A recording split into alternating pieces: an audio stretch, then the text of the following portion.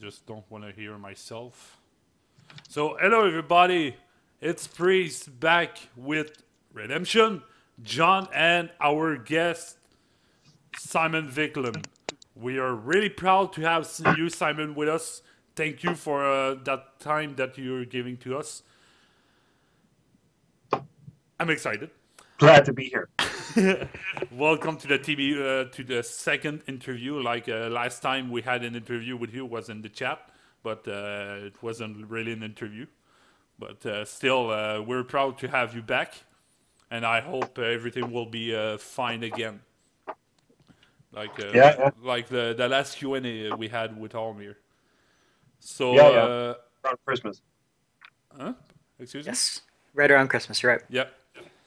And also, guys, we'll ask some questions to Simon, and after that, you will use the social media like hashtag Simon Viklund QA to ask your question. If you have a question for Simon about his job, what he's doing on Overkill, and stuff like that. So we can start right now. Great. I guess I'll kick it off here. Simon, what inspired you on a personal level to make music, and then specifically for Payday? Well, I grew up in a very musical family. My mother plays the piano. My father plays the saxophone, the clarinet, the violin, the various mandolin, various instruments. So I guess my interest in music came from there. I took violin lessons and piano lessons when I was a kid, and I started teaching myself to play the guitar when I was in high school. Around that same time, I started fiddling around with electronic music and doing that. And then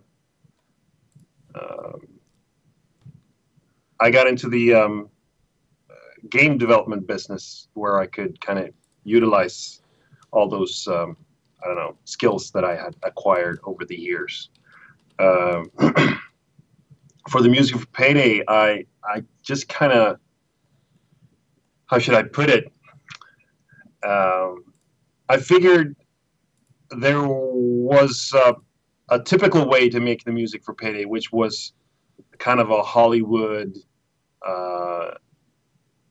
hybrid kind of score, where you have some kind of, you know, electronic small loops and subtle stuff, and also strings and that orchestra, that Hollywood sound. There's a lot of like thrillers and action type movies that use that kind of sound. But I wanted to do something different, and something that was more in your face and more you know, closer to what you would hear on the radio. So really, like, music that takes a lot of attention and is very, you know, driving. And I figured if people wouldn't like the music, they would just be able to turn it down, which you can't do in a movie, of course. So in the movies, I suppose you have to be more subtle. So I went for something that's more akin to club music and that kind of stuff. Which is music that I enjoy listening to, and music that I know that I can do well, probably better than I would have been able to do the Born Identity type of music. So those are my thoughts around the musical choice, I suppose, for Payday. Next question. Next question is, who is your favorite composer?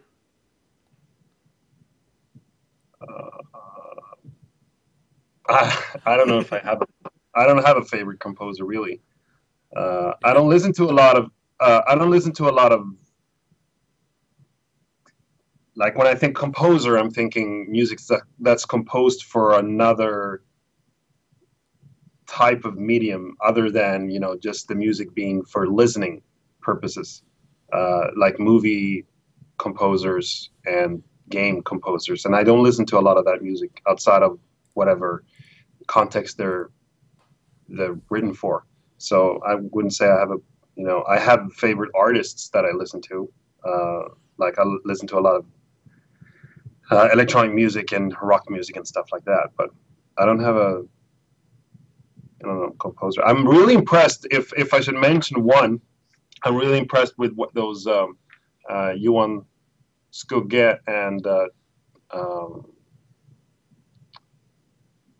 what's his name? The Finnish guy. Sorry, I can't remember the names, but those guys who made the music for Battlefield, they did a really good job. I could never do something like what they do. It's really like a fusion between sound design and Hollywood music, which is super difficult to do, and they really nailed it. Like you can say that your favorite composer can be yourself also. Like you do really good stuff. I could, but I would be a self-centered douchebag, so Not I'm really. not gonna. All right, then if you know, if you don't really have a favorite composer, and you did mention you have a bunch of favorite like electronic artists and rock artists, can you expand on that for us a little bit, please? Yeah, I like the band that really got me into electronic music is The Prodigy. I suppose they've had their heydays, but like they have some tracks that are really like nice fusion between rock and hard music and electronic, you know, drum loops and electronic synthesizers and distorted sounds, which was my kind of gateway drug going from rock to electronic music. Chemical Brothers is also one of those. They have a different groove than Prodigy, of course. But nowadays, I listen more to, I don't know, Noisia, DJ. There's a French guy called Danger. Brilliant producer. Love his tracks. He doesn't release enough stuff, really, but he has a really cool vibe. What else? Those are the ones that I, you know, from the top of my head that I can think of. I should open Spotify. I'll probably have some. I don't even have Spotify installed on this computer, so no, sorry. And then the next question we had from community, if you could like guide us through maybe your creative process of what you go through when you're creating music and stuff. Oh, that's so different from time to time, like from track to track. Sometimes I just come up with something, you know, not even planning to do music for a specific thing, and then I kind of save that project for later, and then I dig it up and it becomes something. Sometimes I just, you know, hum a melody on my cell phone that kind of gets stuck in my head, some kind of a synthesizer, you know, riff or a melody or some kind of loop, and then I listen to that months later or just minutes later while I'm sitting at the computer, and I decide to try to interpret that with, you know, with the sounds that I can make in the computer, and then it turns into something. Sometimes I'll just listen to a song and figure I'll do a sound alike of this song, and of course I can't do exactly like it's like the original song, and then it becomes something that that's new and fresh because it kind of goes through my filter, you know. Hopefully, it's unique enough to not be, you know, too obvious what I listen to. So, and sometimes I'm just, you know, playing around with my guitar, coming up with stuff. Sometimes I'm drag and dropping. When I'm really out of ideas, I can, you know, drag and drop like audio loops or drum loops or sound effects or stuff into my software, and then drag and drop like distortion effects and stuff and see what happens when that sound effect that I've drag and dropped into the timeline is processed through this chain of effects, and then somewhere in there's something, and then I can kind of latch onto that and expand on it. So the process is very different from time to time. So I can't really say there's a method that I use. That's my answer. Yeah, that's a good one. So what's more frequent? Shaping the heist around the track that you may have come up with, or shaping the track around the heist? Shaping the track around the heist, definitely. It would be weird to have the game design or the design of the what's supposed to be happening in the heist to be governed by the music. That never happens, I think. I don't even think the level designers get to hear my music that early, you know? So I kind of look at whatever it is they're doing, and I figure, oh, this is like an industrial type of map. Then the music should be like this. Oh, it's like you're going clubbing or you're heisting some kind of a like high-tech place, and it's more pristine and clean, and then the music maybe should be more something else, not as industrial and not as distorted and hard, but still fit within, you know, what feels like Payday. So that's the process that goes into deciding, you know, the style of music, really. Oh, I got a question from Oli Pro. You redid the bridge of the security track for Diamond Heist. Any plans to redo other Payday the Heist track? So sorry, I didn't understand the heist track from Diamond Heist. Can you read it again? Oh, like if I'm doing more remixes Yeah. of music from the first game. I don't know. That was just kind of a throwaway thing, really. I didn't plan on doing that again. I don't know if it was even that, you know, well received or popular. But maybe I'm not. I don't know. I haven't thought that much about it. Probably if I start doing it, I have to do all of them, and I mean, it's not too fun to repeat yourself too much. So the jury is out on that one. I don't know.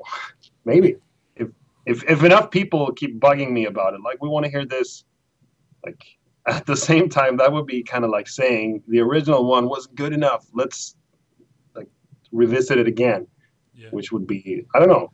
I'm kind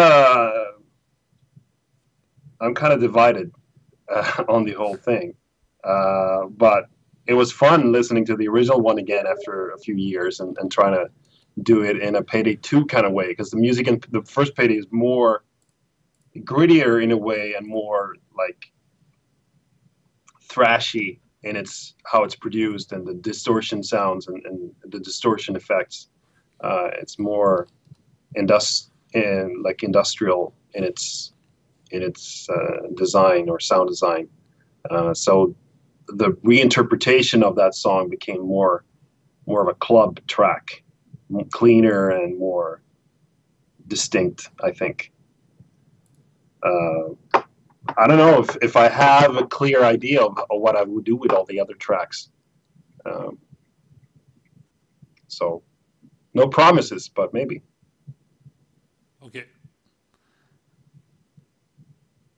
And then another thing is, remember you saying a while back you were going to release a CD of your own works? Is that still in the works with you, or?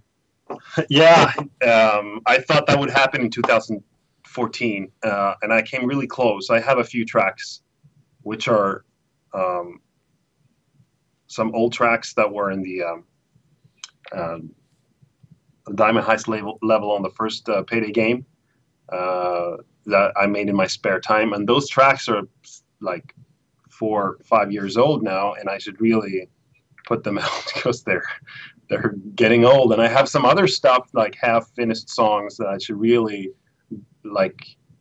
I'm a good starter. I'm not a good finisher, so I should really, you know, get to work on on some of those tracks in my spare time and get those done and release them. My first, like, it would be cathartic in a way to just get those old tracks done and release them and be like, okay, that's that, and now those are out, because it would be weird to release those afterwards. So I'll start with that, and those are pretty much done. I have a few details left on them. I produced those tracks in another software that I'm using now, so I had to export everything in different, sections and stems and import it into the new program. And then, of course, I was what's the word?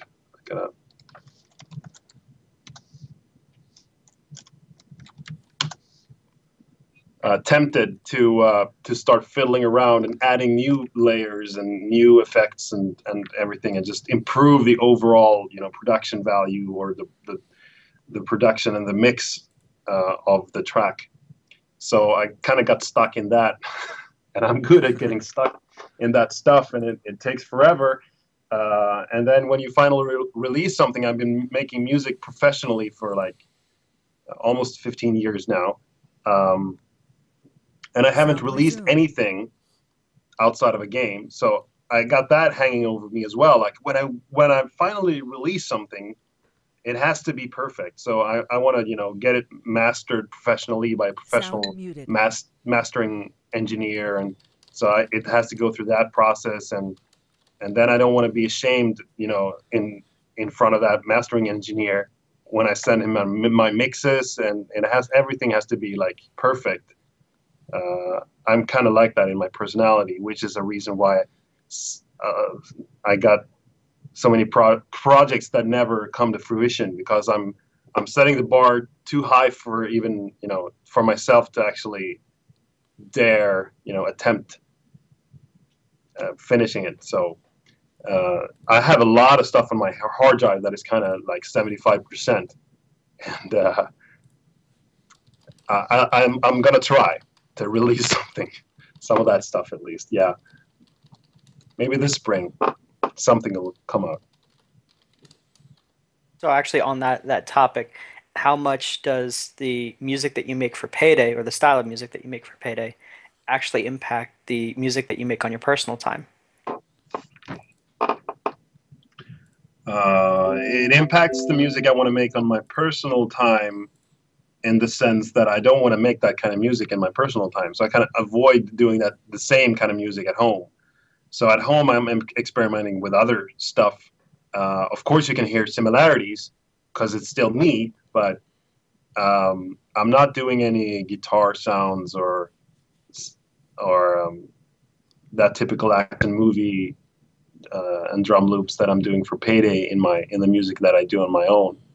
It's more either like 8-bit, blip blop kind of influenced techno or electronica, or is kind of a pop thing with I don't know, happy melodies, and it's more uplifting.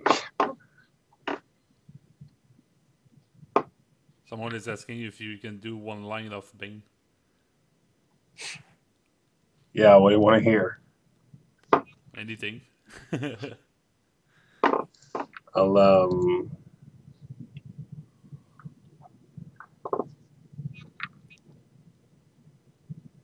read something. I have a script on my screen here. I could read something.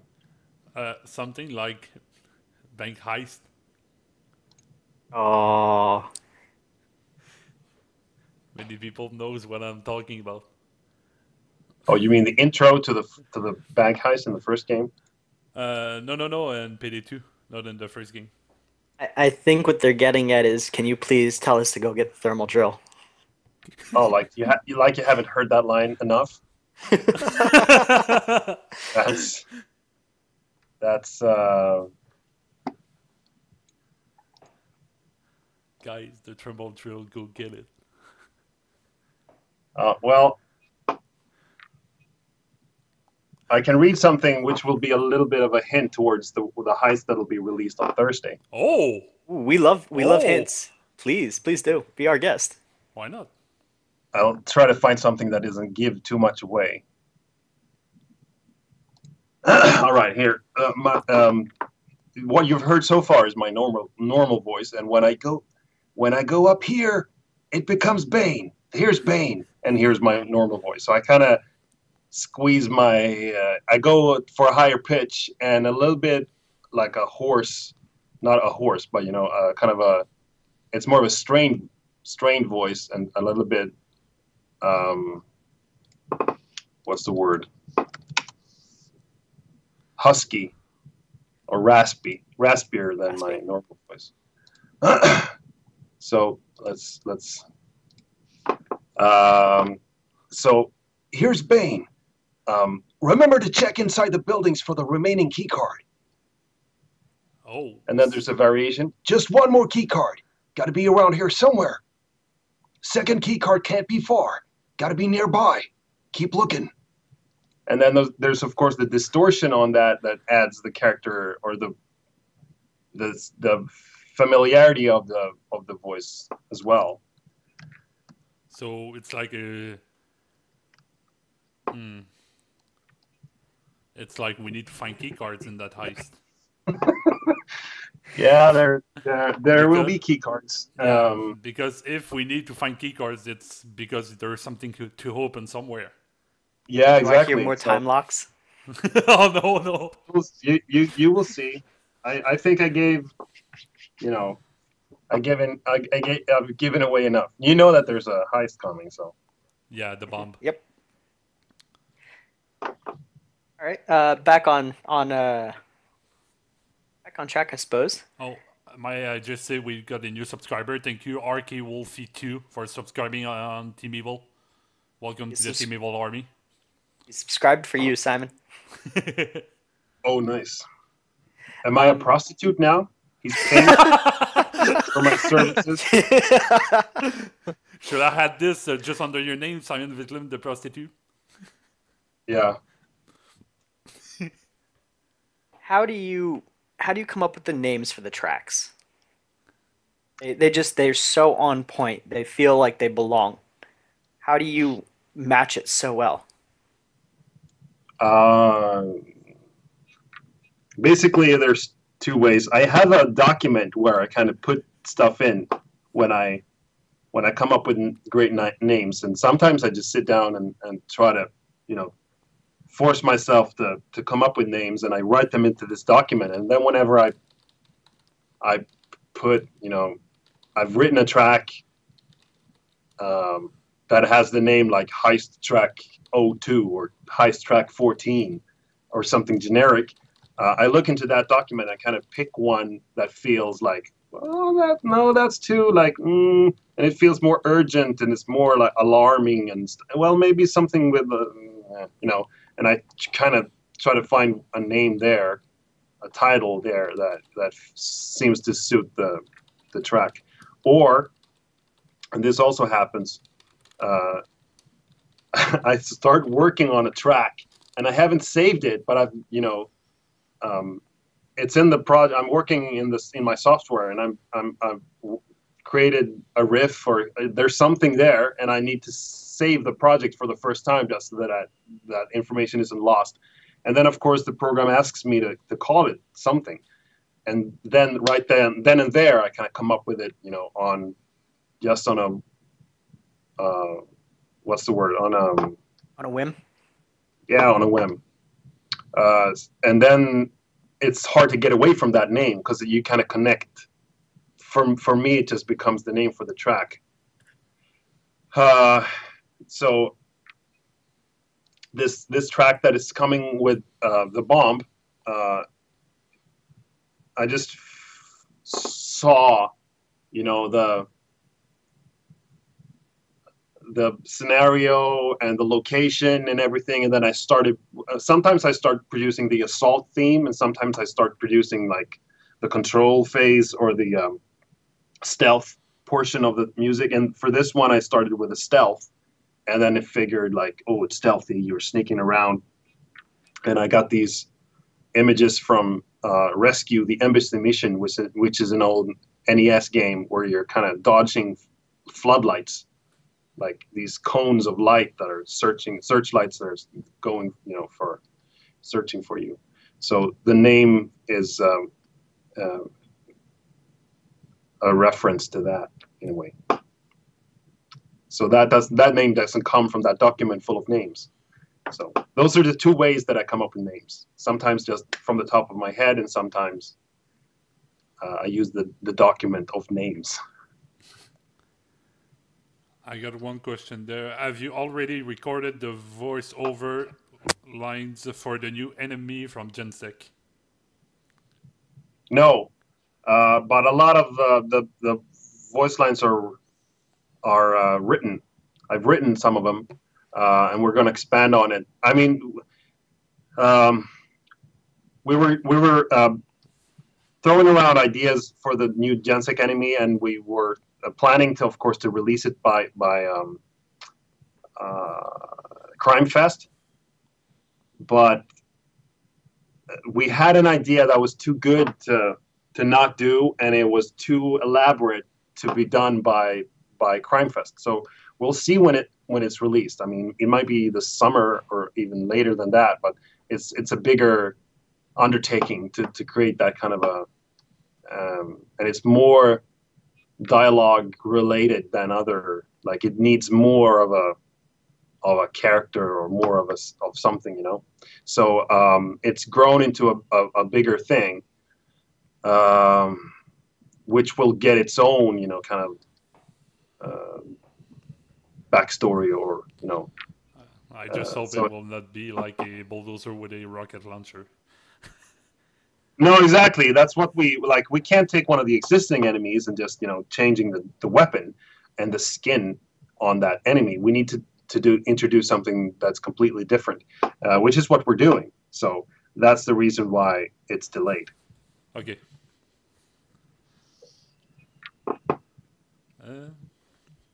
Then let's see, another question we had here is what software and do you use for recording or mixing and mastering and while you work there in studio? Ableton Live is my software of choice. For recording voices, I sometimes use Ableton to record Bane, but mostly I record and edit stuff in Sony Vegas. Have you already did the voice like the lines for like the trader of Oxen Breakout? No. No. No. I got one thing to say to that. Fuck. Okay. How frequently do you play Payday 2? And what's your favorite heist? Oh, well, since I've gotten so used to making the music and hitting the tone, I don't the game anymore to try out the music and see whether it works or not. So with that gone, and since I'm not in charge of sound effects anymore, we've hired some other guys that are excellent sound designers and carry on that work. It's been my responsibility before, but it's not anymore. I actually don't play Payday 2 anymore. Like, if there's something that needs to be fixed in terms of music, it can often be fixed in Wwise, or Wwise, which is the program that we use to implement the music. So I don't actually need to fire up the game in order to fix that. Like this isn't looping as it should, or this when you play this track, this it doesn't stop the other track, and both tracks are playing on top of each other, and those kind of errors can all be fixed in Wwise. So I actually play Payday 2 very seldom. It's not very often that I play the game, actually.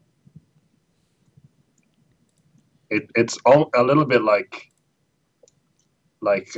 you know, during development you kind of play too much. So and I know it's, to me as a developer, it's less, you know, I know what's behind everything, so it's not as exciting, I suppose, as to someone who has no insight into the development. So I'm not much of a gamer overall. Actually, I don't play a lot in my spare time. I play a little bit of games, but not a lot. So that could be a reason too. Like, it's not just that Payday is not. It's not that Payday isn't interesting. It's more like games overall. I watch a lot of movies and I listen to music and make music in my spare time, but I don't play a lot of games. I got one question from Alexander Larson. Have you worked on any other games beside Payday Heist and Payday 2? Yeah, and I mean it's not difficult to find information on the internet about that, really.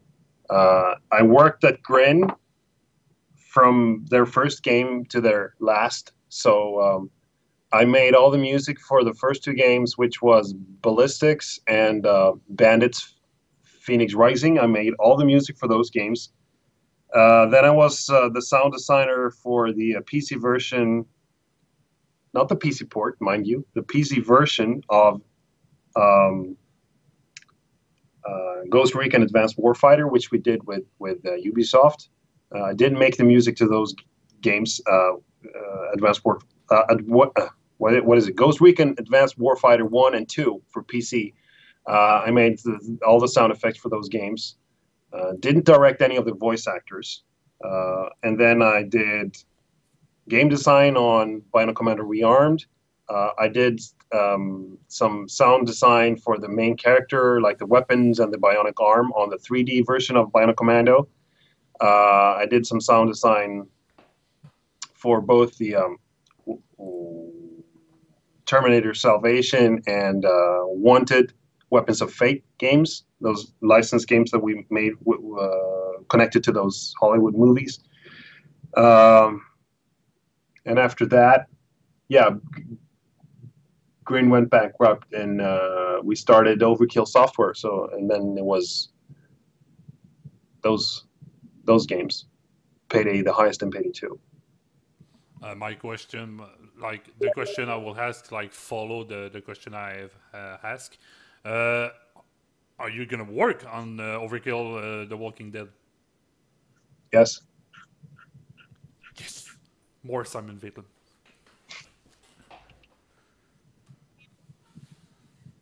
I will never get bored of your tracks. I like it really much. Hey, wake up. Can you tell us if there's going to be any new voiceover lines for any of the heisters or the police officers, perhaps? Right now we don't have any plans to add more voice lines for the police.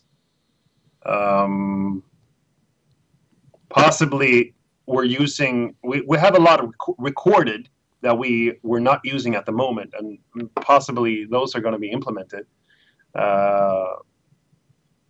But the problem is that it takes programming as well. Like it's not a problem to make the sounds like available in the game, but there has to be logic behind it as well. If you want a cop to be able to comment on something in the surroundings, like, oh, he's got that weapon, or they got medic bags or whatever, commenting on stuff, so that you as a player feel kind of cool. He's commenting on actual, like, what's unique about me, or what's unique about how we did this heist. Then there has to be logic and AI that kind of, takes in the information that's there and then plays that character's voice line based on that, which is, programming time is scarce, always. And there's always a battle between what should be, like, should we focus on developing new features and new stuff, or should it be like, do we have some time to take to actually improve features that are already there and probably already working, good enough, but could be improved. For the heisters, I would say definitely we're adding stuff. We're recording stuff with the heisters all the time. It's just a huge undertaking because we're building up a gallery of heisters now, or a roster, and it becomes a logistical nightmare to keep track of what's recorded, and what's not, and adding it and getting it all, you know, in there at the same time, and having them all be, you know, available for recordings, available like studio time available, editing everything and putting it into the game and implementing it. It's a big thing. So that's the reason why there are some, you know, errors or things are missing. Like some characters can say stuff and other characters can't say that same stuff, and that's going to be fixed, you know. It's one of my responsibilities, so that's definitely not supposed to be how it is now. So I take it upon myself. I apologize for what's wrong right now, and everything will improve over time. It's Payday 2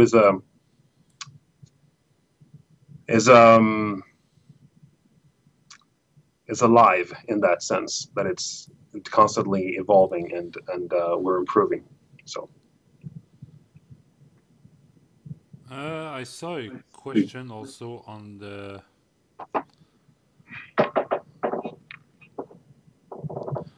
did you start working on the OST for Payday the Heist movie by Lavaground?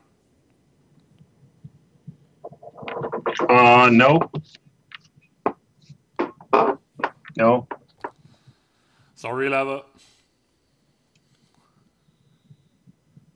And another question we had from the community is, will we ever get to see another DLC? You know, like we had a music update. Do you think we'll maybe see another music update anytime this year? Well, if we were, then I don't think it would be as huge. Like, we call that one the huge or the grand or the great or whatever the word was.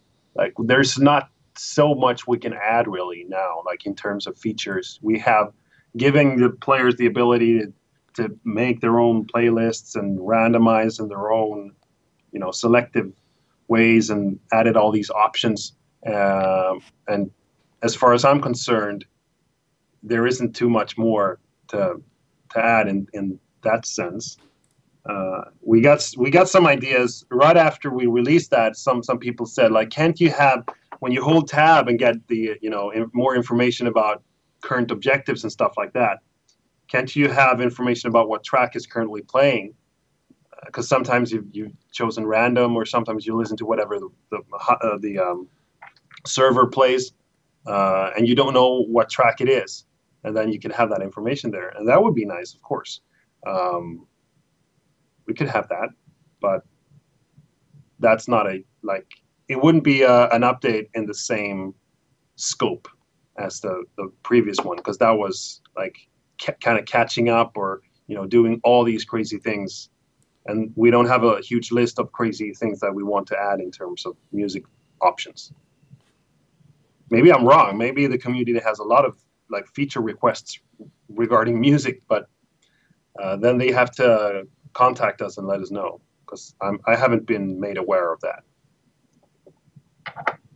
Do you have any music that you may have completed that wasn't attached to a heist already, that hasn't been released yet, that you might be able to throw into like a little extraneous DLC kind of thing?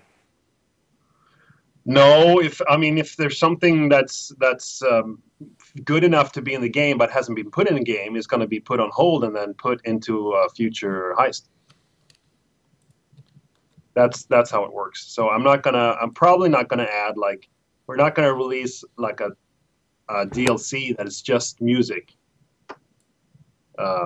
just new tracks, because it's gonna be released in pace with the heists as they get released. So that's how it's gonna be.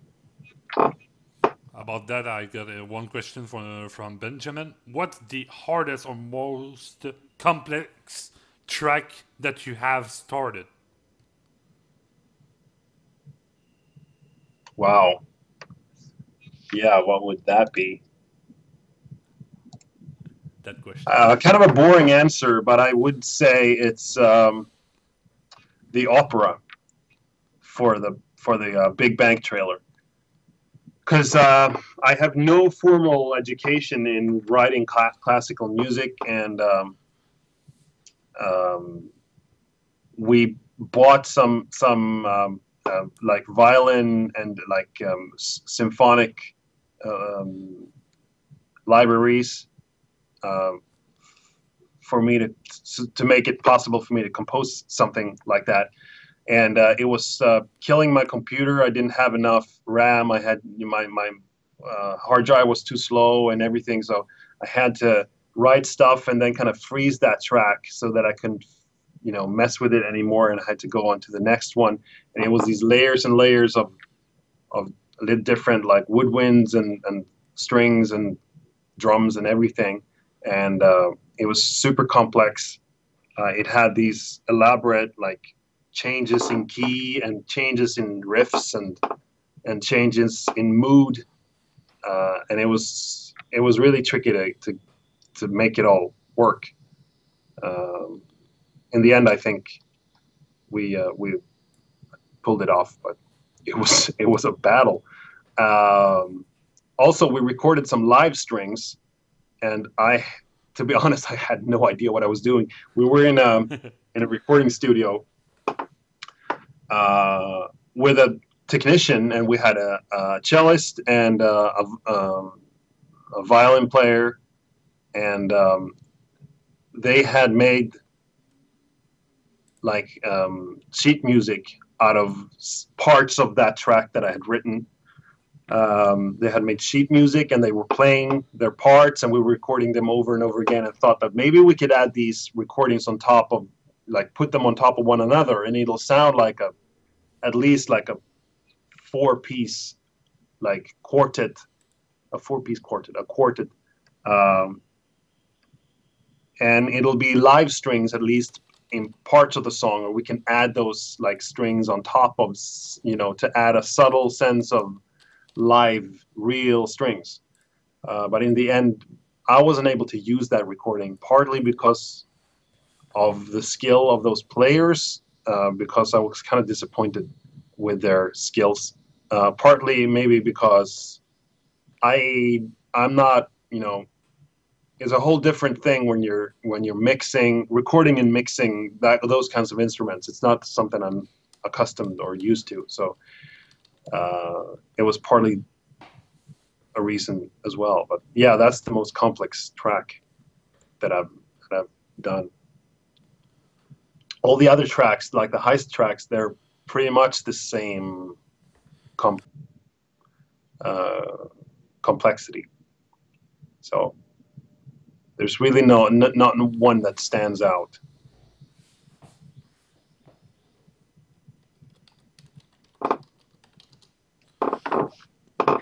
Are there any more collaborations in the pipeline? And if so, I'm sorry, collaborations with other studios for like upcoming heists.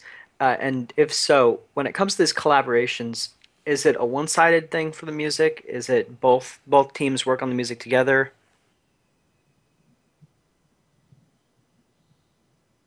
Like, give me an example.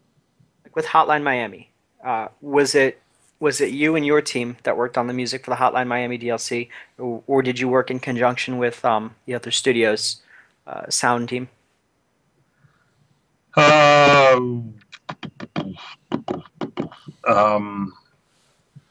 For Hotline Miami, I just listened to whatever. I mean, I had already played Hotline Miami, and I'm a fan of the original game. I had also met the people behind the game. So, and they had heard my music that I made, because I was already by then making that kind of music in my spare time, that kind of 80s neo 80s kind of style, and I love that outrun stuff. But there was never like, I know the soundtrack for Hotline Miami is brilliant, but it's such a messy thing where there's like several different composers involved, and we would have to contact all of them, individually, and probably they have managers or agents that they want as much money as possible. That's their job, to put up price tag on their client or their artist, as big a price tag as they possibly can. And that was one of the reasons why we avoided um, making it a collaborative thing. Another reason was because I love the style of music in that game, and I figured I can master that, or I can do that good enough to kind of carry it myself, and it would be fun, like to do something like that and put it into Payday. So I think that's probably how it's going to work in the future as well, for those same reasons. Like it's always tricky with the different artists to get them to tag along. They have to be really like carefree and happy to collaborate and everything for it to work as well as I would hope. And most things we do, collaborations and everything, I see it as a challenge, as something fun for me to sink my teeth into. So I'm kind of, I guess, selfish in that sense, that I see it as a possibility or an opportunity for me to try something new and to challenge myself and hopefully show the world that I can master, or that I can pull something off that is out of my comfort zone, or to some people like seems out of my comfort zone, that people didn't know that I could do. So for me, that's more fun than sending emails to agents and trying to get the, I do that stuff too, because I'm responsible for everything that's music related, in that sense, that I contact people and there's negotiations and writing contracts and that stuff. So it'll probably be that same thing again. I don't know. I don't really remember exactly how the question was phrased, but hopefully that was a good answer. I don't know. Yeah. We were curious as to whether or not you were collaborating with the other studio's sound team, or if it was basically just you coming up with all the music for the DLC collaborations of that sort. So you answered it sufficiently. Yeah. Well, if it's I know a few things that's coming up, and like for different reasons, I can't talk about anything specific. For different reasons, it might not be possible to do a collaboration, or it might not be financially feasible, or it might not be, like, sometimes you're involved with a franchise or a brand where there's no music attached, or there are people who kind of are from another set of, how should I put it, just make music in another medium, and they can kind of look down on games and would probably only do it for money. And it's not as fun to collaborate with people when they're not passionate about the product. So I should never say never, but I think probably it'll be mostly me. You're stuck with me for things in the future. But I'm gonna keep an eye out for opportunities to bring something. You don't want to copy, like it wouldn't have been fun if we just took tracks that were in Hotline Miami 2, which is of course unreleased. That would be kind of a newsworthy thing, of course, if we released music in our DLC that's supposed to be in Hotline Miami 2, which isn't even released. But you see the problem where, like, it would have to be like us contacting those same artists and making them do music or license tracks that they've already written that aren't in Hotline Miami 2. And that would be weird too, because obviously the Hotline Miami 2 guys chose not to have those tracks in their game. So it's kind of a weird thing where we would get the leftovers. Probably, I mean, they made a lot of really great tracks, but you see the problem. Like, there's just every collaboration has its own chemistry of people involved, people that are interested in getting money, people who are more or less interested in seeing their art or their whatever they've produced in different contexts. So it's all different. I can't really say, but probably my first answer, which was wordy, is only underlined by my second, almost as wordy answer. And then we had a couple questions because the casino heist is coming up. Like you did like a Miles Malone track, that was kind of like a real good, like throwback R&B jazz and everything like that. But the casino heist, since we're going to Vegas, do you think there'll maybe be like a, like Frank Sinatra Rat Pack, like Vegas lounge singer thing you might be doing, or? That would be fun. Yeah, definitely. That's a great idea. I know because we're probably doing like everything released now has some form of a trailer. Either it's a live action thing or it's something composed of in-game footage. And always our video or movie director, Tor, always wants the music to be like not too much, the same. It should speak the same or tell the same story as what's seen in the pictures. So for that trailer, I think we're doing something completely not, Las Vegas Rat Pack kind of thing. But for the level itself, it would be nice if you're walking around there and you have this music in the background. And maybe there's a stage and someone's sitting there, playing the piano, some lounge music and singing lounge, some crooner.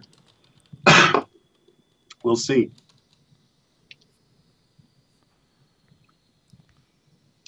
Yeah, I got one personal question, like I wanted to ask you.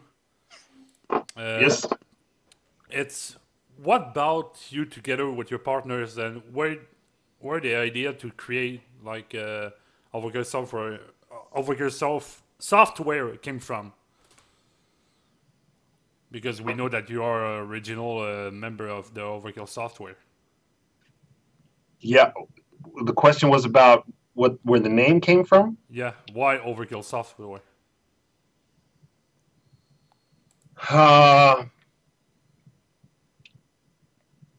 We were throwing around a lot of names and ideas for names. And we wanted something that was kind of cocky and kind of like, because we were starting up and we were like, we didn't have any money and we were kind of a garage. It was back to basics for us because it was the same with Grin. It was totally, garage development and we didn't have any money and we were just, trying to make it from the bottom, really. And after Grin went bankrupt, we were in the same situation again. We knew that we wanted something that was more than one syllable, because most people, when you said Grin, they were like, what? Because the name was already, you already reached the end of the name by the time people had realized that you were saying the name. So most people were like, what? And especially in Sweden, because it's not a Swedish word. And you always pronounced it in English, and everyone was like, what? What? Grim? And then it was hard to remember. And we figured at least 2 syllables. And then the name Overkill kind of stuck, and we wanted it to be kind of a throwback to the early days of like the gaming in the early 90s. And we were thinking about id, which is id software. It's always software. You got Microsoft, like it's always these software companies. Nowadays, people don't feel the need to, because it's so common with software companies. You can't add software to every company name that deals with software. But we figured it was kind of a retro thingy to add software to the name. And also, Overkill, like Overkill.com and all these web domain names would be already taken. So if you add software, then Overkill-software probably isn't taken. So that was a reason too why we added that. So yeah, that's where the name came from.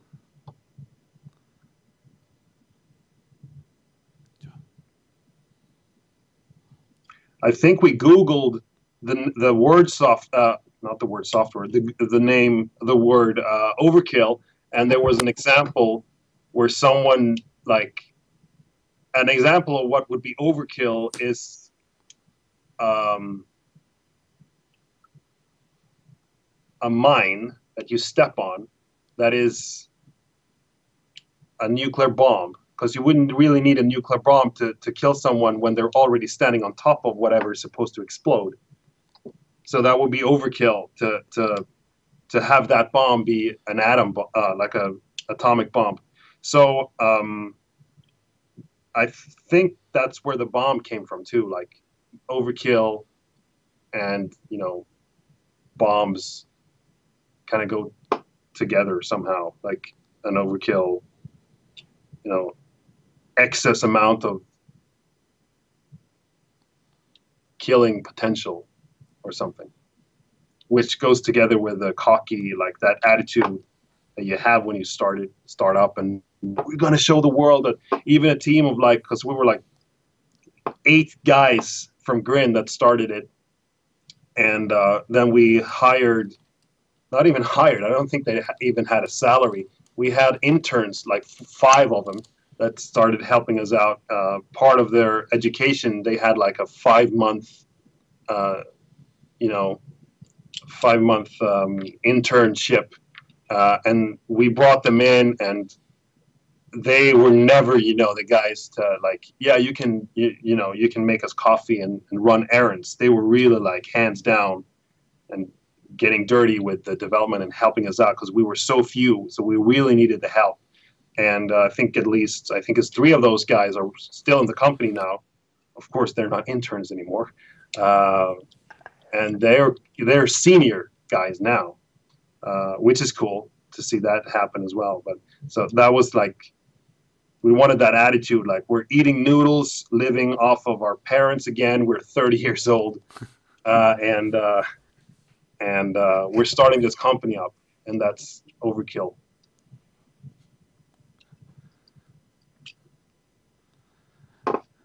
Next question. We've got a few track-specific questions here.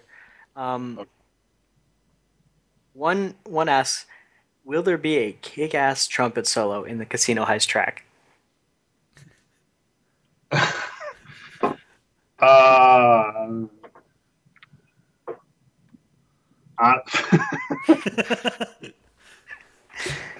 We can bring back a big size. Like if I say no, I will probably disappoint at least one person. So it's I don't really want to say no. We'll see. Thanks for the idea. We'll see. Or we can bring back Epic Sax guy instead of the trumpet. Epic Sax guy, is that the guy from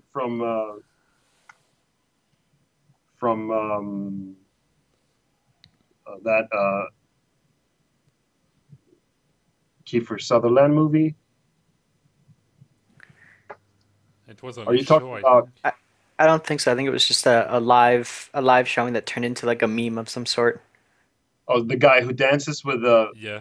Yeah, white yeah. sax. who's got the moves. Yeah. Because whenever I think epic sax guy, I'm thinking Tim Capello. Please Google Tim Capello.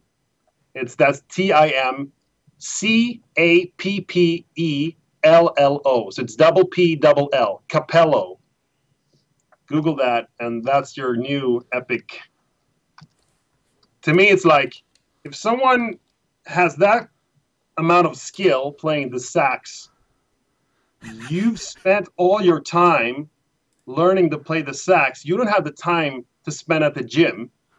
Somehow this guy has the time to build that, buff body at the same time as he's a brilliant sax player. He was a live sax player for Tina Turner when she toured in the 80s and 90s.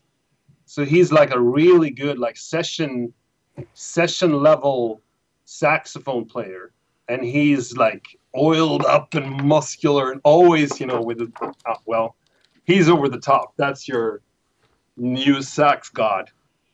Check out his videos too when you have the time. It's great. We can see Great partnership. We can see partnership between Capello and Simon Viklund. Oh yeah.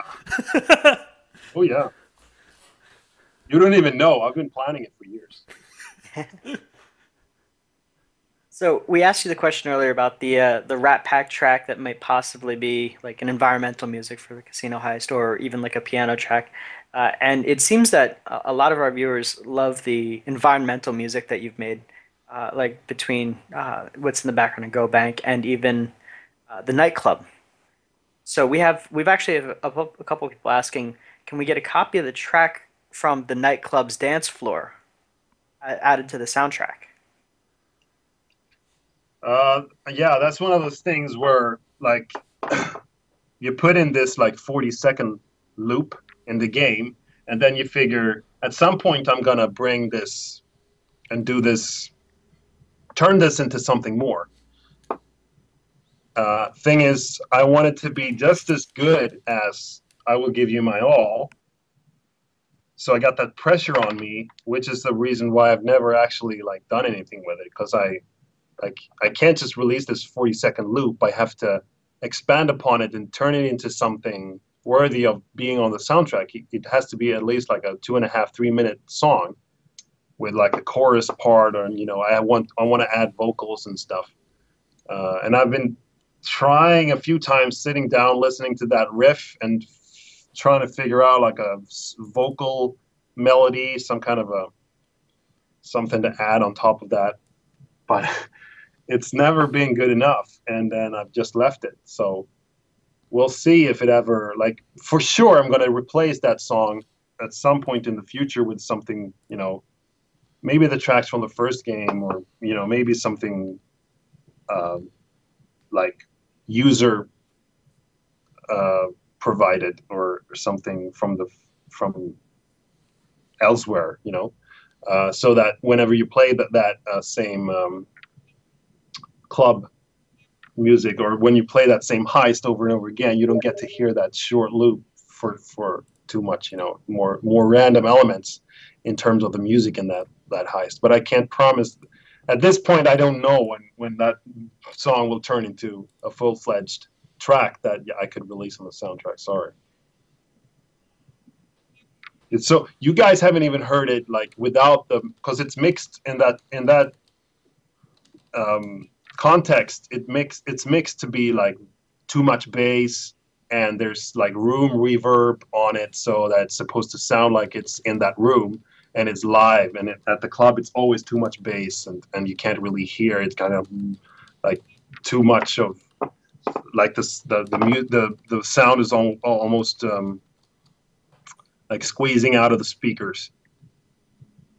And whenever I load the project up in my software, it doesn't sound now like I do it often, but I've done that like a handful of times and listened to the track, and it's like when you listen to it clean and there's no reverb and it's pristine, the mix is nice, and it's really groovy. It's much, you kind of like hear like, wow, this could really be something. But then I get stuck with trying to come up with new things to add, and I can't just have 40 seconds of music and then I don't know play that 3 times and that's the track. It has to be something more, and that's my curse. There's so many people asking for a hint for the diamond Easter egg in the chat. For what? The diamond Easter egg. Well, I'm the wrong person to ask. Really. Sorry. I don't know.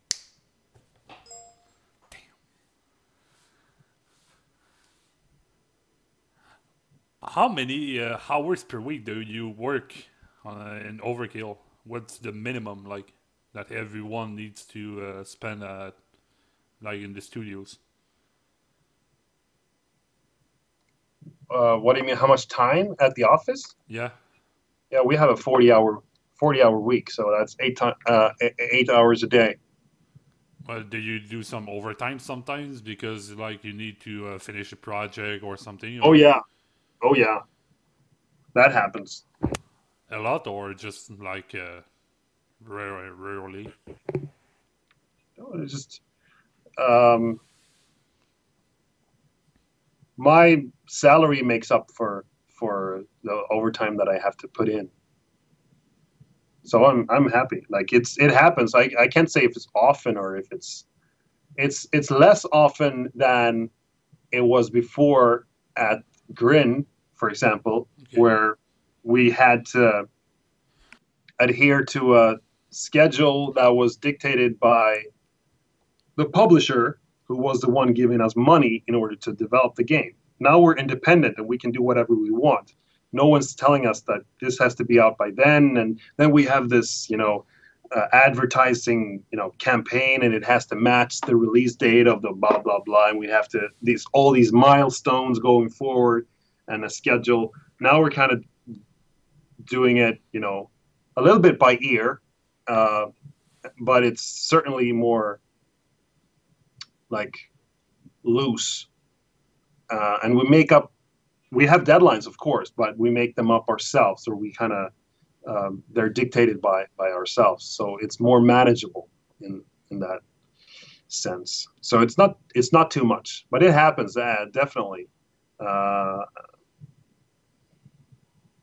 I'm just happy to be surrounded by people in my private life that understands when I have to be at work, for late hours.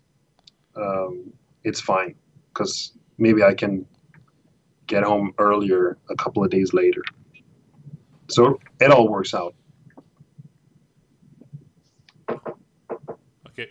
And then, well, recently, because I was looking at your the photos you do and everything like that, behind the scenes and everything like that. What was it like doing the voice lines and everything with that actual person that was convicted of like heisting loot from a bank and everything like that? Did you have any interesting stories from that, or? He's I don't know exactly for how long he's been doing acting, but he's kind of up and coming in a sense. Like he's 45, so he's not up and coming, he's not a young kind of up and coming guy, but he's gotten into acting lately, and he's in some Swedish projects. He had a really small role in Edge of Tomorrow with Tom Cruise, and he had like 1 or 2 speaking lines, so it wasn't a lot, but he has a superb face. He looks really tough, and he has the eyebrows, and he looks really like that. One of the reasons why is actually I came up with the idea to hire that guy because they wanted a Croatian character, a Balkan type guy, and I figured, like, instead of finding someone down there, we can find someone here in Stockholm. This guy played in a movie that was popular in Sweden called Snabba Cash, and he did a good job in that movie. And I figured this guy can speak the language and everything. So let's get that guy. And I don't know if I knew at the time that he was a convicted robber, but that only adds to the CV. For us, it's just something cool to mention. Like, this guy has actually done it. In the studio, he would kind of improvise and ad-lib stuff.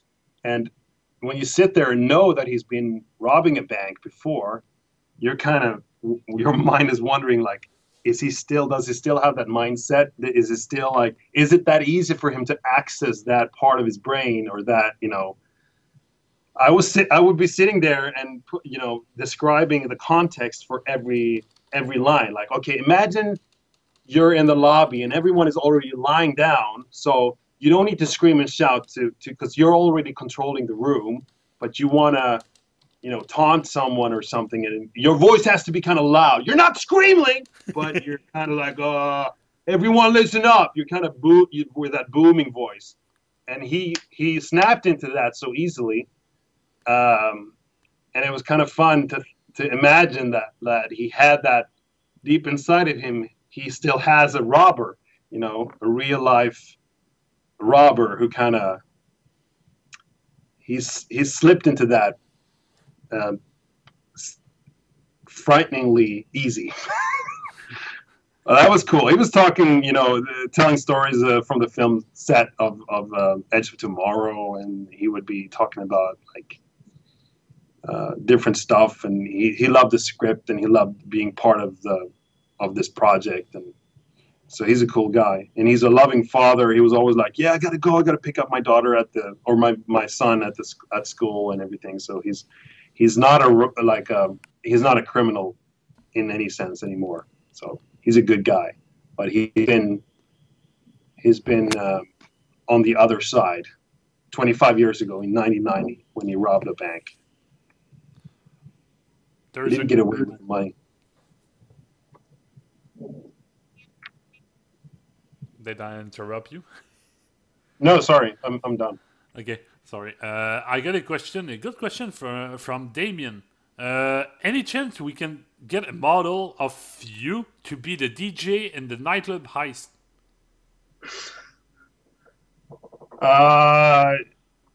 Yeah, possibly. Like, it's not. Again, it would be one of those like self-centered things for me to go to someone else and asking, like, can you scan my face and put me on? I would like to be in the game. Yeah, but because I was already in one of the I was one of the civilians of the first game, so I guess I'm already digitalized in a sense. But yeah, I guess that's a good idea, since I'm behind the music and the DJ is in charge of the music at the club. It makes sense. I understand the connection there. So yeah, it's not like it would be a priority of mine, but I'll take a note of that. Actually, I will write it down right away. You just said you were a civilian in Payday heist. Which one? Which heist? Well, there's a set of civilians, and then they randomly spawn, so I can be anywhere. And if you walk into the bank, I'll try to find if you Google. Because I thought it was your Bing Bing. Like there's a civilian, like it looks like you. I wasn't sure. No, not in. I'm nowhere in Payday 2. Okay. They haven't put me into that game. I think I was homesick or something the day that they scanned everyone who wanted to be a part of the game. And also for the first game, I mean, we were, as I said, we're like 20 people at the most. When we started out, we were like 8 people, and then we had the 5 interns and stuff, and we were really like, yeah, let's scan. And everything was, just happening so like, it was kind of, what's the word? It was less complicated in a way. Now they were asking people to write, contracts and stuff, and I allow the company to use my face and blah blah blah. And I was kind of like, maybe that's I don't like writing, signing contracts left and right. So that made me a little bit reluctant. Not that it really matters, but it's just a principle of mine. So but I'm not opposed to putting my face on the DJ. Sorry, I'm kind of somewhere else in my mind now because I'm trying to find the. Oh, it's fine. What's the word of the bank? First World Bank, right? First Yep. World Bank, and then screenshots.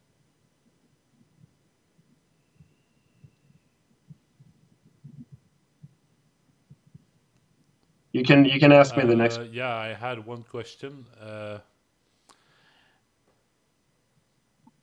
can I ask that? Wait, keep going, guys. I will just write it before I ask it. Okay, we have a couple more actual track-specific questions. What was your inspiration behind "It Has to Be Christmas"?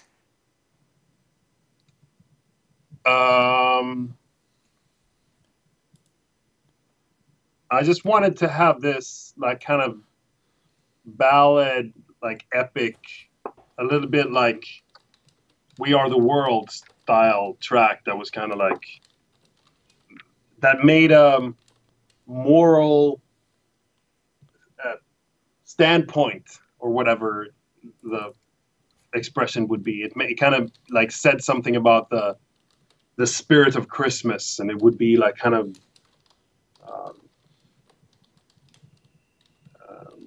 larger than life in a sense. It wouldn't be like, you know, jingle bells and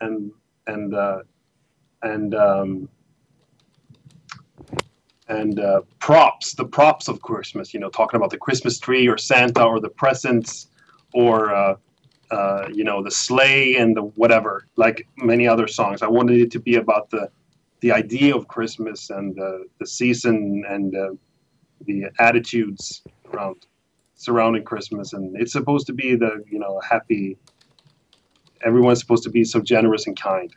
But I wanted to put a twist on it. And reading the lyrics, I think you understand what the twist is. So that's the idea. Then we had another one. Will we ever get to see a full version of Rule Britannia that was in the Hoxton Breakout trailer? Yeah, immediately after we released the trailer, I got tweets and stuff, people asking to like if there would be more. And I said, yeah, sure. But then I started thinking about it. Like the music isn't. If you listen to the original track, Rule Britannia, like a classic, you know, with strings and woodwinds and whatever you would you know have represent that playing the melody. There's really just that part of the music that I turn into that short punk rock stinger that is recognizable or, you know, familiar to most people. So it doesn't really make sense to turn it all into. I don't think there's a punk track in there, like a full punk track, for me to dig out of that melody and that song and the lyrics. Not that I've, you know, spent a lot of time trying to do it, but then again, I don't know if I want to spend a lot of time doing something like that because it's already like it's done what it was supposed to do. It was just supposed to be some, you know, kick-ass, you know, musical stinger to play during the logos at the end of that short film. So yeah, I as most of my answers, I would never say never, but right now I don't have any interest or I don't see how that would fit into the schedule. There's a lot of other stuff happening that I have to put my mind to that's has a higher priority. So that would be my answer, I suppose. Yeah, the question I wanted to ask you is there any chance that we can see a trailer with Bane meeting up with a complete Payday gang in the future? Like Bane is meeting the complete Payday gang, like in a trailer. There's a chance, yeah. I don't know if there's a big chance. I mean, we keep Bane kind of mysterious and secret, so I don't know if it's like he's kind of like Charlie in Charlie's Angels. You're not supposed to. Yeah. He's just on the radio, so he's not supposed to be a guy that you actually meet and see, because that would kind of take away part of what's interesting about the character. It's just the voice. So I wouldn't bet any money on it. Okay.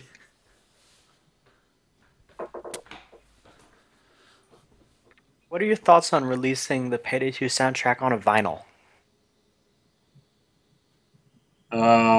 I'd love that. That would be super cool. I don't know if there's a market for it, but probably and we've been throwing that specific idea around at the office. And my idea or my suggestion is that because there's not a lot of people who own vinyl, players anyway.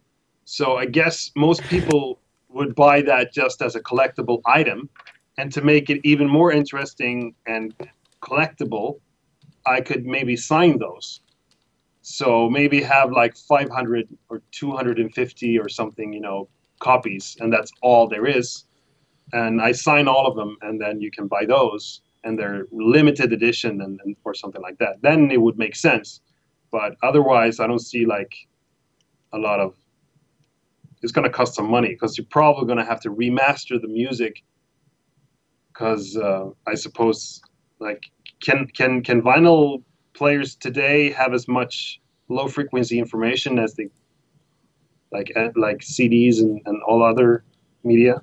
Because back in the day, they had to cut the lowest frequencies because otherwise the needle would skip. It would jump out of the track. Yeah, because that's a bunch of a divot. Yeah, the lowest frequencies made the needle wobble too much and it would jump out. So if I don't even know because I don't listen to vinyl, so but I have to look into that. Possibly we would have to remaster the entire soundtrack then. And someone wants to. Hej Daniel. Sitter i session. Ja. Sorry. Har du någon fråga? Who is that? Men vi kan ta sen. Jag tänkte på hur vi ska göra med det här med karaktärerna. Helikopterpiloten. Ja, jag har redan skickat ett mejl. En kille som ska kanske göra det ändå. Så gör den i så fall över helgen. All right. Nice. Sorry. It's fine. Where was I? Vinyl might be coming back. It was a potential opportunity as a limited run, but it'd be expensive if anything. Yeah. Something like that, like a limited edition thing, and adding this, because vinyls are big, so you can have artwork, which is nice, and you can have maybe my signature on it, and that kind of makes it interesting even to people who don't have vinyl players, because I don't think that market is big enough to warrant a vinyl release. So we're kind of throwing those ideas around to see if maybe that's something that we could have in the future. Of course, it would have to be a selection of tracks too, and that's another undertaking, trying to figure out what tracks should actually be part of that, because we can't release like 30 tracks. I don't know how much music it is for Payday right now. I just think the soundtrack is like at least 2 hours. So yeah, almost, yeah. 1 hour and 48 minutes, I think. Yeah. And then on top of that, you have all the trailer tracks, and maybe 1 or 2 of those should be part of, I don't know. So it's just, it would probably not be like a 3 vinyl, I don't know, maybe it should be. Maybe it should be like a super luxury edition with all the tracks up to that point released on vinyl. Maybe I should even write all the music for all future Payday tracks, and then they're on the vinyl even before the heists are released, and no one can listen to it because no one has the vinyl player. Well, if it happens, sign me up. That's for sure. Yeah, well, we'll see. So those are our thoughts around that right now. But it's been discussed. It's not like the idea hasn't been processed. I got a question from Root Beer 14. Is there more incoming Payday 2 web series? Not at the moment, no. I mean, the live action trailers we do have kind of taken the place of the web series. Okay. We were doing, what was the first live action thing? Was it The Dentist that we did? That wasn't the web series, and that was kind of an experiment where we figured, like, can we do this without the team that did the web series, and can our director handle that, and can we make hire people, producers and whatever that's needed, and people building sets and hire actors and negotiate fees with actors and handling all that stuff that was handled by someone else before, and do that ourselves, and it was a successful experiment. So we started doing more live action stuff. You've seen the Wick trailer with Chains in the house with his girlfriend. And you've seen the Hoxton Getaway, the Hoxton Breakout thing, of course, live action and all that stuff. So that's kind of doing that same, hopefully filling the need for everyone who wants more of the web series stuff.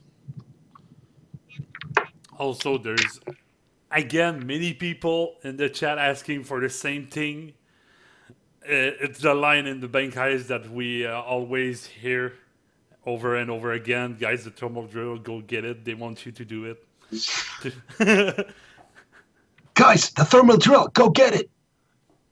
That's it, guys. That's it. Now keep moving on. So we have a couple more less music oriented, more insider information questions if we can squeeze anything out of you, because we love to see little juicy details. Okay. Will there ever be a Macintosh port of Payday 2? Or are we in the progress of making one already? I'm not the right person to ask, so I don't know. I can't answer that. Okay, so maybe questions. Well, one thing we always have to ask, since you are in the development process game, but do you have any hints about the secret for Payday 2? It's a complete no, John. We have to ask, it's the whole Payday community always does. So. Yeah, I understand. My answer is you will never know. How about Payday 3 also? Whether there will be a Payday 3? Is there, yeah. Is that the question?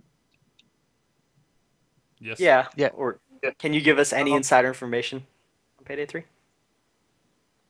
No, I can't give you any information, but I mean, Payday has made quite a footprint.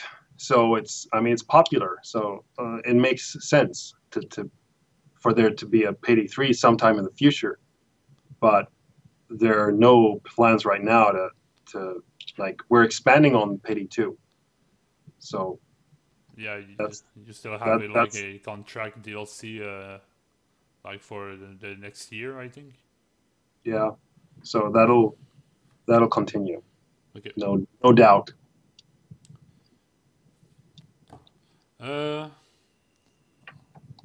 Okay, I don't like that question. No, it's really dumb, but I saw a question, but I forgot to ask.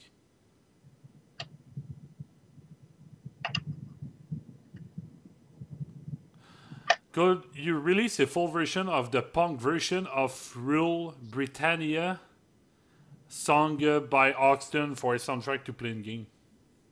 Well, that I've already answered that. Oh, mais...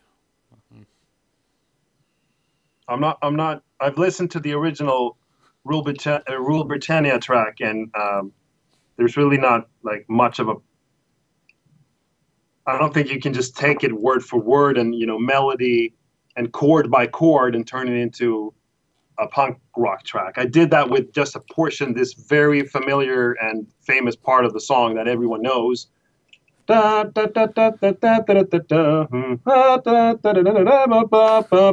that is kind of self-contained, and there's not much else. Like if you started going into other parts of the song and the lyrics, then people wouldn't recognize it, and it wouldn't be. It's not as effective. It just doesn't work. So, I've thought about it, but I'm not anymore. So, Okay. and I'm never going to say never, but it's unlikely that it'll be released. For me, And then- it's fine. Well, I saw another one here. Do you think there'll ever be, like the Christmas soundtrack? It's not it's related to the game and everything like that, but it's still kind of its own separate entity. Kind of. Do you think there'll be another something along those lines, maybe, or part two of it? Yeah, I had a lot of fun making those songs. Obviously, the Christmas after we couldn't take that much time because it turned out to take a lot of my time to create those tracks. And writing the lyrics and recording everything with Pete Gold in London and putting it into the tracks and mixing and mastering and everything. Even it was just I would think it was 6 songs and then the dialogue between Hoxton and his lawyer. But it was a lot of work. So for this year, this past Christmas, we only released one track, which was a lot of work because there was a lot of voices involved in that one. So that was an undertaking all on its own. But for the future, I would love to do more of that. That was really fun, and it doesn't have to be like Christmas. Maybe we should like venture into something. I don't know what it would be. There's really no season like Christmas that has its own songs in that sense. So maybe it's hard to find another concept other than Christmas that could fill that same thing. But yeah, I would love to. That would be fun. I got a question from OliPro, the creator of Oxford. Who? OliPro, the creator of Oxford. Do you enjoy working with Wwise, or would you prefer, or you planning to see the engine switch to something else? The sound, like another third party's sound software, implementation software. Yeah. I'm happy with Wwise, and we're most certainly going to continue working with Wwise. So that's my answer. I think probably our next, like Overkill's The Walking Dead is going to be using Wwise as well. I think it's really powerful and user-friendly and puts a lot of power in the hands of the sound designer as opposed to being in the hands of programmers. So it makes it really accessible and visual so that you can just, pull sliders back and forth and draw your own curves for fall off values and you can drag and drop stuff and import different, it's really user friendly. So it's a joy to work with for people like me who aren't, I'm not a programmer, but I still want to be able to go into a sound and just, decide that this sound is this loud and this sound behaves like this and this sound is heard from 200 meters away, but this sound is only heard from 20 meters away and stuff like that. You want to be able to put all that information in there because that's part of sound design. And prioritizing sound also and making sure that, the helicopter is always heard But if there's too many sounds, then we down prioritize, and you can't hear the humming from the refrigerator anymore because that's not as important. So you want to be able to do all that stuff without the software demanding you to use, programming skills and stuff like that, because I don't have that. So I'm happy with Wwise.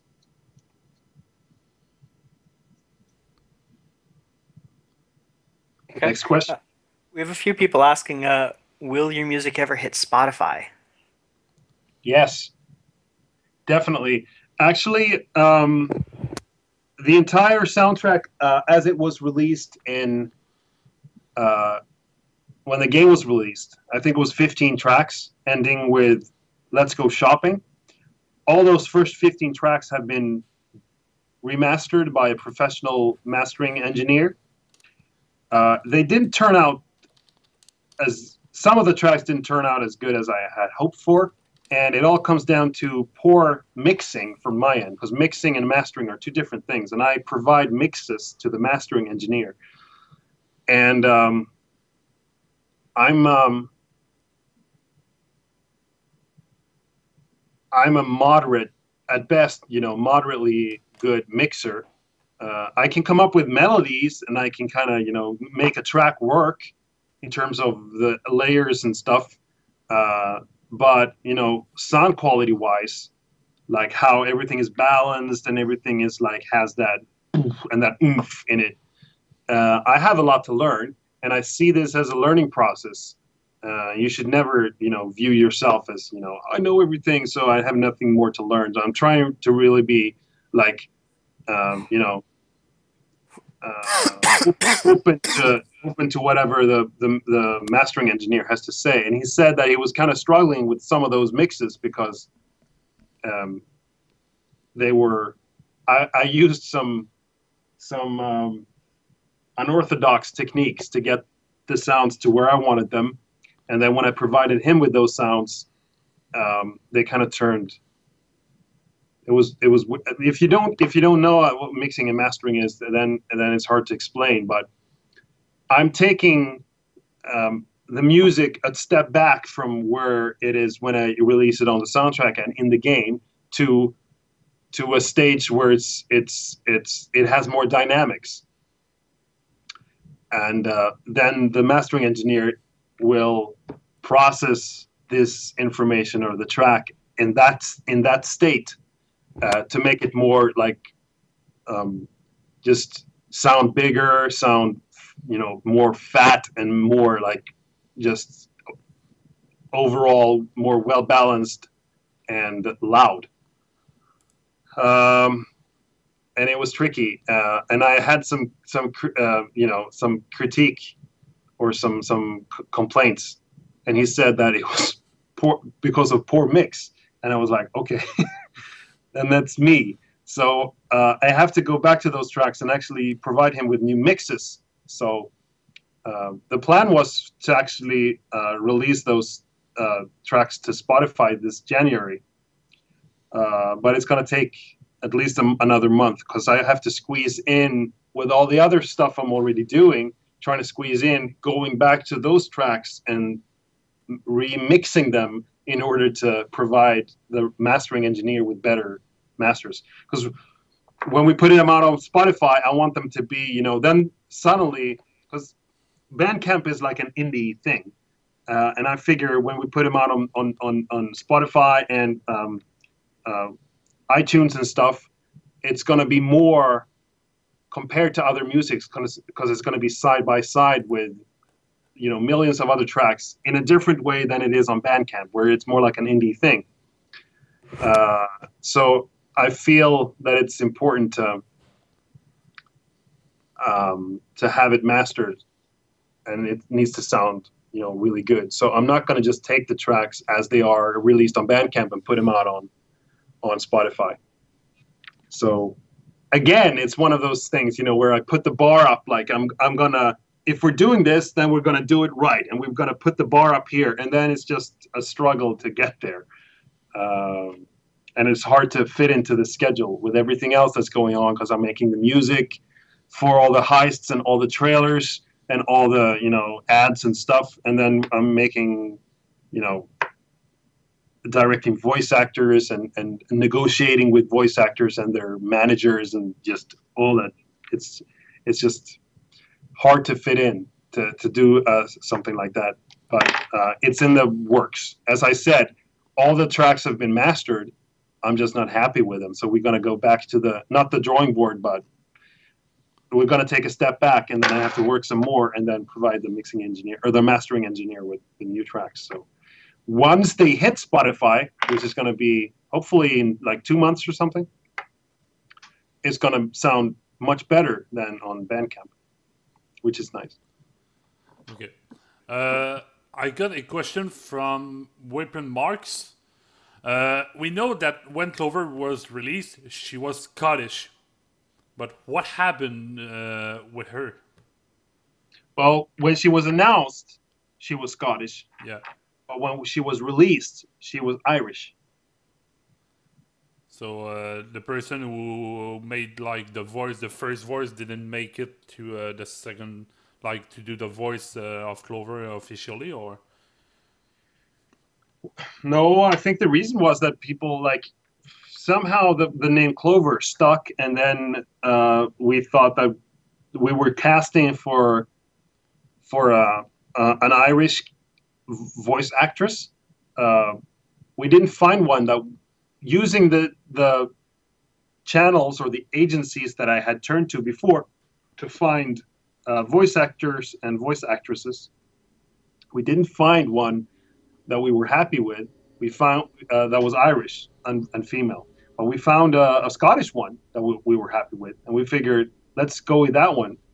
And then we announced it and said, this is the voice of Clover. And not everyone, but a few people were like, wasn't she supposed to be Irish?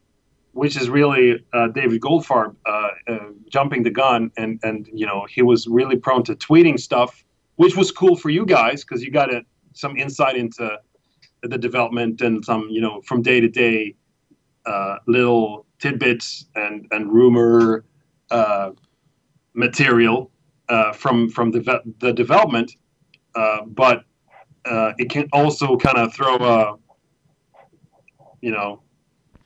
some. It can make it difficult because suddenly you guys, and with you guys I mean just the community that's heard about these rumors or heard about figure out things through these tweets. You have certain expectations on how it's supposed to be, and we might want to change stuff because the development cycle isn't we're still working on that product. In this example, the character of Clover. So when it turned out that she had a Scottish accent, some people were like, "Doesn't make sense because Clover is a symbol for Ireland, so she should be Irish." And we actually just, well, let's cast again. Yeah. So we made a casting call to other agencies than the one we used before, or the two we used before, actual Irish agencies, voice agencies that I hadn't been in contact with before, just to find an Irish female. And then we find Aoife Duffin. So, and we replaced the original, or the voice who was originally planned to be Clover. But she will come back because she's a brilliant actress, and we wanted her to portray a character in the game, but she's not going to be called Clover. Okay. So she's going to have her own backstory, and she's going to be her own character. So she's going to be added later. So the person who did Clover, the Scottish, will be a new character in Payday 2. Yeah. So exactly. That's confirmed. We will have a new Payday 2 character again. But because I used to love the Scottish accent, because the Scottish accent of Clover, the first one was really creepy, and the second one is awesome too, but it's not creepy as the first Clover was. Well, part of the creepiness is because of the setting or the atmosphere that we were going for in that announcement trailer or the teaser trailer about the character. So she's singing this track, and there's this music box playing. It's an eerie kind of atmosphere, and that's part of the reason why she sang like that. So she doesn't talk like a witch all the time, you know. It's just not like. So hopefully you won't be disappointed with the fact that she doesn't sound exactly like she sings when she's talking. But as I said, she's a brilliant actress, and she has a great voice, just a great energy to it. Yep. And of course, the Scottish accent is such a great, like, it has a great just sound to it that sounds kind of, it just sounds tough in a way that other accents don't, or many other accents don't. Like, it has a certain, like, tough quality to it, how they're hitting the syllables and everything. So I like it a lot, and I like her voice a lot. So we can't throw those, because we had already recorded like half of the lines needed for her to be a character in the game, and we can't just throw that away. So we figure, like, let's add her later and make a big thing out of her as well, like with a backstory and everything. So that's hopefully gonna come to fruition at a later state. Right, then another few questions we had. Do you have any like good stories from our favorite stories of voice recordings you guys have done, or you've done with any of the voice actors, or like any of the contractors, like the dentist, the butcher, or maybe like a drunken Almir for the Xmas heist or something? Or... I feel so bad for Almir, because it wasn't even his idea to get, like, someone else. One of the producers was like, "Yeah, it's going to be the voice of Almir is going to do the voice for this character, and the character is drunk. Wouldn't it be fun if Almir was drunk when he recorded it?" And he was like reluctantly went to the liquor store and bought a bottle of rum or something, and he was like, "I fucking hate rum. Oh, I gotta." And he was drinking, and I was filming him and taking photos, and he was like really like, you could tell that he wasn't enjoying that at all. And that person who suggested that Almir should drink and be drunk during the recording, he wasn't even there. He wasn't even there that day. He was like on a business trip or something. So there was no one there who actually championed for that to actually, no one was there like, yeah, it's happening. That the guy with the idea wasn't like, it just felt sad in a way. He sat there feeling miserable, forcing down this, he had a few glasses, and then I said, like, let's just record it and you can play drunk. So he wasn't really that drunk when he recorded it, but it was fun because it was just such a bizarre situation. Yeah, when we did the Q&A with Almir, he said that you had a lot of fun recording his voice when he was drunk. Yeah, we had a lot of fun, and I told him to burp into the mic, and he couldn't burp on command. So I would jump up and start trying to burp, because I know I can burp on command, but somehow I lost. Really? I had lost that power that day, so it didn't turn out as good as I had hoped for. I think we got 1 or 2 burps that were good, and we added those into the script.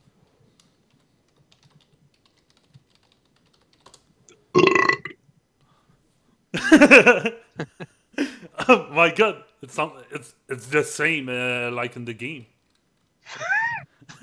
So life's like. We got Simon burping on record. It's always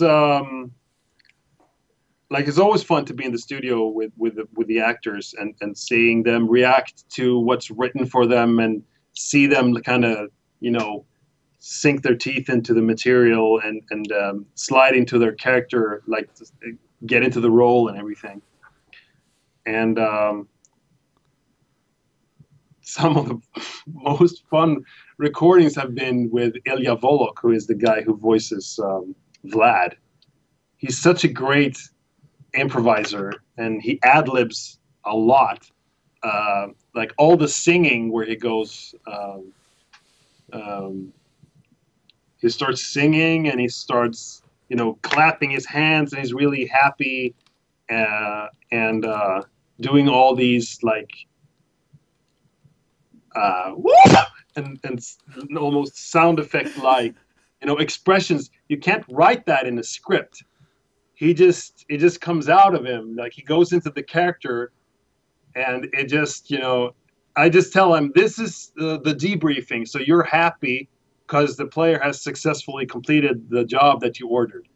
And he's like, okay, that is happy. And he's like, he goes crazy and talks about himself in third person. He just, you know, goes into it, starts singing and stuff. And I just, you know, I mute my microphone because I don't want to, you know, throw him off. And I start laughing on my end. And it just, like some of them are too long and we have to edit them down because we figure like no players are going to want to sit there and just listen to this guy for minutes on end, just, you know, singing and screaming and shouting and being, you know, like a fucking Sputnik. Like a fucking Sputnik, exactly. So I mean, some of it is because the script is brilliant, and some of it is, like a lot of it is because the actor is brilliant. So he's really taken it and running with it, so to speak. Damien Poitier, who does the voice of Chains, he can do that same thing really well. Really goes into the character and start and talk. He's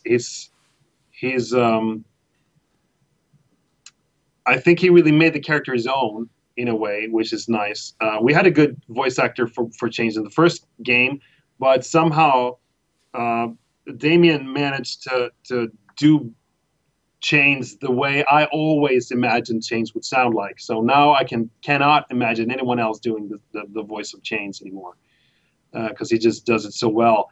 And he can scream and shout, you know, for 10, 20 minutes, you know, without getting hoarse and you know, without losing his voice. And he's just a machine. He just keeps going and never backs down. Like, I want you to be angry here. And he's like, oh, really loud. Some voice actors don't have that. They're like, yeah, I can go up here. And now this is me angry. But they never like go into that top gear where they're really like fucking, you know, crazy and screaming and shouting. And it's super important. And one of the important aspects of the casting process as well, because we want to hear how people sound when they scream and shout. They really need to be good at that. Last time, of course, was when we cast Aoife Duffin for Clover, and I wanted to hear her scream, and she was great, and she had the accent, and she had a great attitude in how she delivered her lines and everything. So we were like, she's the one. So.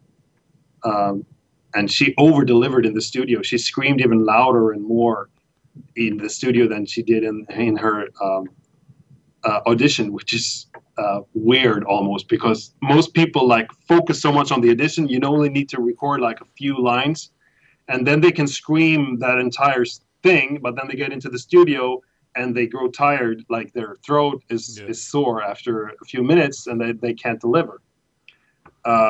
And she was quite different. She just kept going and surprised me really with how she just went crazy in the recording sessions, which was cool, super cool to be a part of. She was great. By the way, Pete Gold, everyone's favorite British Hoxton. Yeah. I have never brought this up before, but everyone knows how popular he is now and how great he is, and we keep rehiring him to do bringing him back in Payday 2, making a big thing out of that, with having him have his own heist where he's, released from, or, the Hoxton Breakout heist and everything, and he has the Christmas album and everything. So this is behind us now. I want to make it very clear that this isn't like we're not unhappy with him in any way. But the first recording day, I had heard him on the audition, and we decided that this is the guy who's going to voice Hoxton. And then we went into the studio and had a 2-hour session, and I wasn't happy at the end of the day. And the next day we had the next recording sessions, because we only record like 2 hours at most, maybe only 1 hour at a time, because the voice actors get so tired in their throat by screaming and shouting. So we need to take 1 or 2 days off, and then they come back. So the next recording session, I was like, really nothing of what we recorded the last session is usable. And this was the very first recording session for the first Payday game, for Payday the Heist. And he was like super embarrassed, and I said, your audition was so great, and I sent over the audition to refresh his memory of how he sounded on the audition. And he listened to it and it was like, oh man, yeah, that's more energy than I brought yesterday. I'm sorry. And it was really like apologizing, and like, it's like, last recording session is on me. You don't have to charge me for it. And we re-recorded everything, and he really like brought like his screaming and shouting to a much greater, extent, and brought more energy to it. And that's the Hoxton you hear in the first game, and now of course in the second game as well. So that was something like, you don't always hit it on the first day, but sometimes you do. At the moment, who is your favorite heister? Do you have a favorite one? I think it's Chains. Yeah, me too. Yeah. I used to play as Chains since the start. So. Yeah, Damien just does, as I said before. I can't imagine anyone else doing the voice, because he's such a great, and he's just great to hang out with too. Like in private, he's just a cool guy, really friendly, and he has all these stories about, he works as an actor and a stuntman in Hollywood. So he can do all these falls and drops, and he tells me these stories about how casting directors, or rather stunt people, when they hear that he also acts, they don't have respect for him as a stunt man, because they figure if you want to act too, then you're not willing to fully commit to your stunts, because you're afraid that you'll damage your face, or something will happen that will make you unable to act. A true stuntman needs to be focused, solely on, doing stunts and being completely, unafraid, and just do whatever the stunt demands. So he was at some. I can't retell the story, but it's just it's fascinating to hear all these aspects and facets of his life and of the business that he's in, that other stunt people become kind of reluctant towards him as a stuntman once they hear that he does acting as well, where he does acting where he's not supposed to do action stuff. So he has to prove himself and do the stunts even more, fearlessly, and even more violently hitting the ground or the wall or whatever it is he has to do, in order to prove that he's got what it takes to be a stuntman. So yeah. He's a really nice guy, and has great stories and stuff. So I like hanging out with him. He's very accessible too. I had a talk with him also. Yeah, he's super friendly and easy to talk to and everything. So I really enjoy having him on. Having him be one of the main characters that I get to meet every now and then. When we flew him over to Sweden to film the John Wick trailer, and I met him then, and we record him in the studio every now and then and stuff. It's great just to catch up and have a little talk. And he always delivers so well on the material for the game as well. So it's a breeze. Yep. For me, that's I got no more questions. Do you have one more question, guys?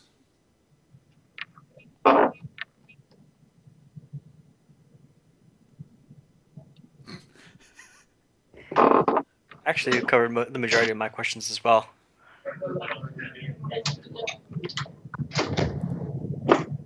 Yeah, for me it was all I had to ask. Okay, cool. I'm gonna go grab a beer because it's after work now. Oh. Oh yeah. Yeah, we All apologize the for holding you so long, but The entire office is right outside my door, having beer and snacks right now. we apologize for holding you so long, but we really appreciate all the time you've given us. Yeah. Oh, yeah. it's cool. Thank you so much for taking the time out of your day and everything like that to do this interview with us and everything like that. We really appreciate it and everything, and it really means a lot. I mean, especially on behalf of the community and everything like that, or the Payday 2 community even. So It means a lot for thank us you. and for the community and for TeamEvil Cool. also. I'm happy to be asked to do it. I'm happy to have people being interested in what I do. So it's Hey, wake up. quite pleasant. So no need to thank me really. I'm thank you guys for having me. No problem. And like I said, the very start of the stream, we will send you, TeamEvil will send you a t-shirt, official TeamEvil t-shirt to Overkill, like I think it was for you and Almir. So yeah, you will receive your t-shirt. Cool. Thank you in advance. No problem, man. No, thank you to you, by the way. We did work on that for the past couple of 1 week, I think, John. It was 1 week and a half. We've been working on that QnA. Yeah, because we were gathering all the questions, and I don't know, we're checking like Reddit, having people post questions and everything like that, trying to get a whole bunch of questions from the whole community. So Yeah, we wanted Well, to make I everyone happy. got a question on Twitter. Someone asked me whether this is going to be recorded or if there's going to be like a transcript of it, because someone yes, wasn't able to was interested in my answers but wasn't able to. We have approximately 6 or 7 recordings of this, so it will make it live somewhere. Okay. Everywhere. Yeah, the last one we had with Almir, unfortunately, Twitch didn't record it correctly, and so we weren't able to fully upload it to YouTube and everything. But we have backups of backups this time to make sure that it will be on like YouTube and everything like that. So Yeah, because I did a 24-hour stream on that day when Almir was there, and Twitch didn't record it. So yeah. Okay. Let you get to that beer. Go get that beer, yeah. Thank you again. Thank you so much, Simon. Thank you guys. Have a Bane. great week. Bane, And have a good weekend go to get you. that beer, yeah. Bye. See you. And that's it for the Q&A, guys. We had a lot of fun. Thank you for to Simon again. So we'll switch on to Payday if you guys want to play. I don't know. I'm actually probably heading not. out, but Yeah. good luck to those who are. So we'll switch to Payday right now. Oh boy, we see your big faces. So yeah, we'll switch to Payday right now. So yeah, 2 hours still. 2 hours of Q&A. It's not that bad. Well, good luck, guys. I will catch you guys later. Yep. See you. See you guys later. Thank you.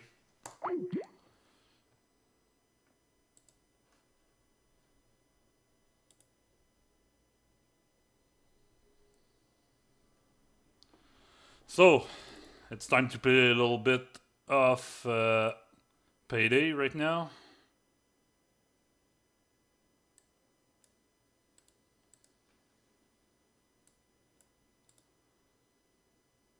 Yeah, John was Simon, for sure. Let's grab some guys. Sound resumed. Where is he?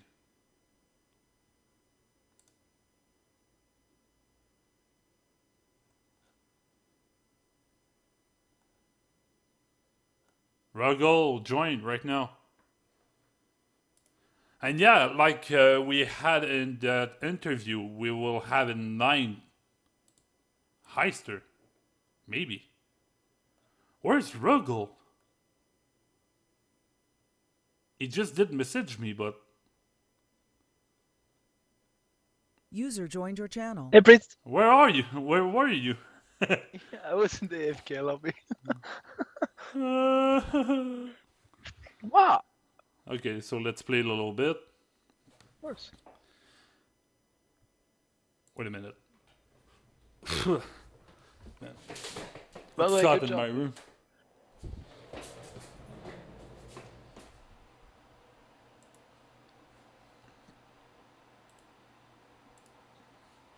So yeah, and there's a raffle going on for the bomb. Is it? Hey, wake up. Damn. Okay, now I gotta wake up. By many names. The Chinese blue, the Eastern. I want to do that. I will stop OBS for the highlights and I will come back, guys.